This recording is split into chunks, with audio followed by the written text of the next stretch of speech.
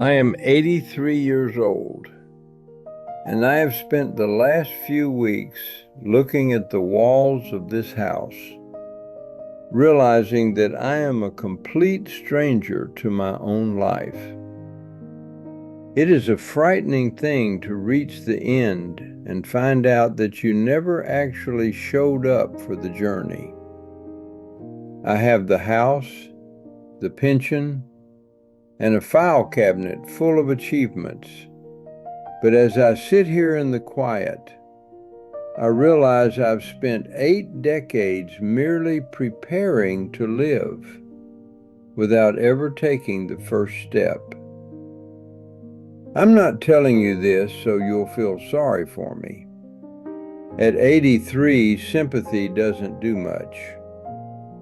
I'm telling you this because I can see the same fog in the eyes of people much younger than me. It's a quiet confession from a man who ran out of road before he ever learned how to drive.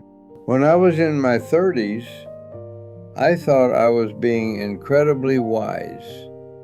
I was an assistant branch manager at a bank, and I took a great deal of pride in my caution.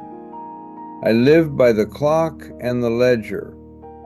I thought that by avoiding risks and being the quote-unquote reliable one, I was securing a future that would eventually allow me to be happy. I worked 60 hours a week, and when I came home, I was usually too tired to do anything but sit in my chair and look at the news. I told my wife Elena that we would travel once the mortgage was smaller. I told my daughter Claire that I would go to her school plays next year when the new branch was finally settled. It all felt so reasonable at the time. I wasn't being a bad man, I was being a responsible one. Or so I told myself every morning while I tied my tie. I remember one Saturday morning in particular. Claire was about 7, and she came into the kitchen with a map she had drawn. She wanted us to go on an adventure in the woods behind our house. I had a stack of files from work that needed my attention if I wanted to stay ahead of the next promotion. I didn't yell. I just calmly explained that if I finished this work now, we could go on a much better vacation later in the summer. I can still see her folding that map up, trying to be a good girl, and walking quietly out of the room. We never did go on that adventure. Something else always came up. A car repair, a budget meeting, a cousin's wedding. The later I promised her was a currency I was printing in my head, but it had no value in the real world. This was the pattern of my life for 40 years. I was always waiting for the perfect conditions to start being present. I lived in a state of constant delay. I didn't notice the cost because the damage didn't happen all at once. It was the slow erosion of my marriage into a series of logistical conversations about groceries and bills. It was the way Claire stopped asking me to play, not because she was independent, but because she had learned that I was always somewhere else. I was successful by every metric the world cares about. I was respected in the community, but I was hollow. I was a man who knew the price of everything and the value of nothing. The turning point came when I was 65. I finally retired. I had the gold watch and the party, and I walked into my house thinking, now I will start. But Elena had spent 30 years learning how to be happy without me. We sat at the dinner table, and there was nothing to talk about.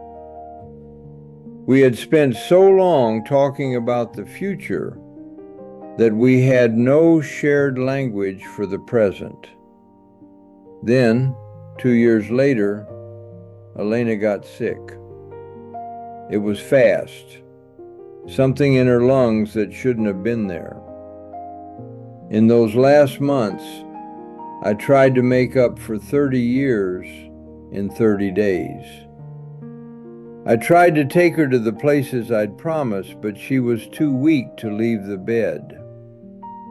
I tried to tell her how I felt, but the words felt clumsy because I hadn't practiced them when they mattered. She passed away holding my hand, but I could see in her eyes that I was a man she had stopped expecting anything from a long time ago. That's when the clarity finally arrived. It was too late, of course. Clarity usually is. I realized that my important work was just noise. Nobody at the funeral talked about my branch's profit margins. They talked about Elena's kindness, a kindness I had often ignored because I was too busy being productive. I've lived in this house alone for 15 years now. Claire calls every Sunday. She's kind to me, but there's a distance there that I built with my own hands. I am 83, and I have realized that the only things that truly belong to me are the moments I threw away because I thought I could buy them back later. You cannot buy them back. Time is the only thing that doesn't have a refund policy.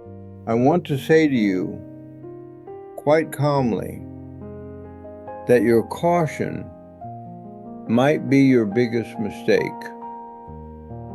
You think you're being smart by waiting for the right moment, for the right salary, for the right house. But while you're waiting, your life is happening without you.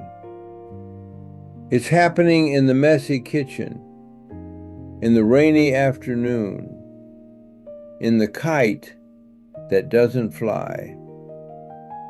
Do not spend your life preparing for a future that might never arrive.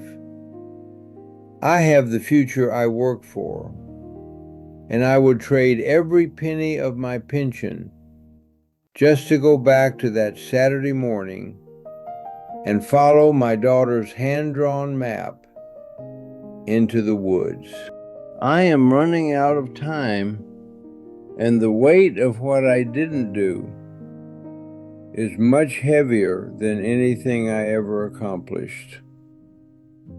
If you have someone who wants your time, give it to them. Not next week, not after the project is done. Give it to them now. Because one day, you will be sitting in a quiet room and you will realize that the later you were counting on was just a ghost you were chasing, while your real life was standing right in front of you, waiting to be noticed. I'm tired now. The sun is going down and the house is getting dark. I've said what I needed to say. If these words meant something to you, maybe you could share a moment you've been putting off.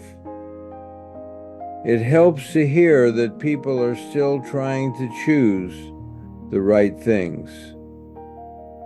Take care of yourselves and don't wait.